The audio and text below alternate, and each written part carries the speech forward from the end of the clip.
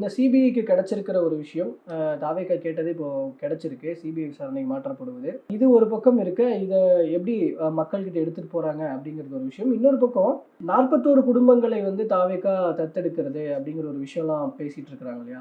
இதுவும் வந்து கொஞ்சம் ப்ளஸ் பாயிண்ட்டா மாறுவதற்கான வாய்ப்பு இருக்கிறதா? ஓகே, விஜய் இப்படிப்பட்ட ஒரு நகர்வு முன்னெடுக்கிறாரு அப்படிங்கிறது வந்து ஒரு பாசிட்டிவா மாறுவதற்கான வாய்ப்பு இருக்கிறதா? மக்கள் எப்படி பார்ப்பாங்க இத? இது பாசிட்டிவா மாறுங்க. என்னன்னு அவங்க இறந்து போனவங்க எல்லாருமே விஜயுடைய ஆதரவாளர்களுடைய உறவினர்கள்.